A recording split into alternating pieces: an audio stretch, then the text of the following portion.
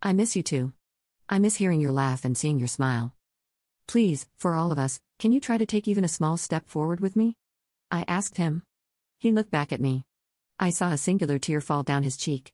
He squeezed my hand weakly and said, I don't know if I can. I was beginning to lose my patience. I told him he had to get up. He had to. I didn't care how sad he felt. He had to get up. He went silent. The air felt heavy, and then I said that I couldn't keep doing this alone. I was tired. He told me that I had no idea of how it felt to lose my parents and refused to speak to me after that. I yelled, You're seriously telling me I don't understand what it's like to lose someone? You were getting your master's degree. You were studying to be something. While you were in school, I supported you through everything. I paid for your tuition. I paid for the house that we're living in. I worked almost 70 hours a week to put food on the table for us while trying to be there for our kids. You remember it? During that time, Andrew died. My own brother and I couldn't even attend his funeral because I had to work to put food on our table. When Drew died, I didn't have time to mope around and stay in bed every day. I had to get up and work even harder for you. For us. I was still here for you. When you decided to leave school in the middle of the semester, I still paid for the full class. When you needed therapy, I paid for it. Whenever you needed a shoulder to cry on or someone to be strong for you, I did it. I was there. I was depressed, John. I didn't want to get out of bed in the morning. I didn't want to be the only one taking care of Connor. Taking him to school every day before I work a 10-hour shift and not being able to greet him as he gets off the bus. I'm not trying to invalidate your feelings, but after 5 years of grieving, I'm tired. John didn't say anything. He just looked at me. I asked him if he had anything to say and he stayed silent.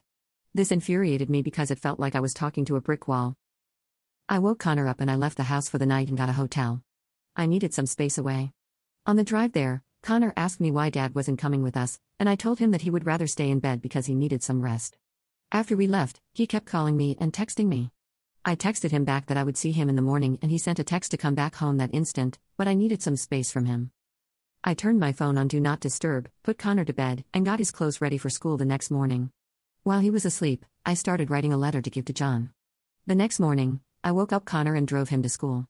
Since our home was in between his school and my job, I stopped by the house and dropped off the letter. In it, I told John how much I loved him and wanted the best for him. I told him again everything that I said the night before. How I was tired and couldn't keep working 50, 60-hour weeks to support our family while I was the only one taking care of Connor. I was also the only one keeping up with the house and it was starting to get worse. Clothes and dishes would often pile up in the sink and would still be there when I got home. The rooms were messy if I didn't straighten them up and you can forget about dusting.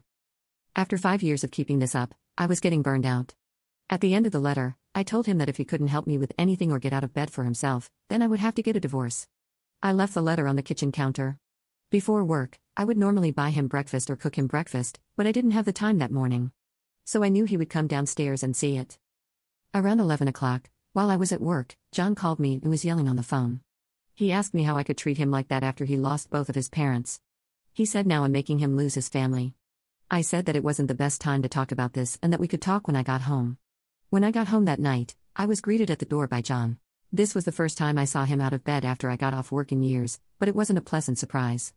He started talking about the letter I dropped off and how I was selfish and a lowlife for wanting to break up our family. He was screaming and throwing things in the living room. He said that I was a failure at being a wife and a mom and that I would never be half the woman his therapist was. He said she would let him express himself and didn't judge him like I did. I let him get all of his emotions and words out before I got up, wiped the tears on my face, and without a word, I left the house. I drove around but not to the hotel this time. I drove around the town and tried to clear my head of all the hurtful things he said to me. But under the city lights, all that played through my mind was the last 5 years and the arguments we'd had. I couldn't imagine spending my life without John. And I thought about how this could affect Connor. I thought about couples therapy, but between the house and the kids and only one income, I knew we wouldn't be able to afford both of our therapists.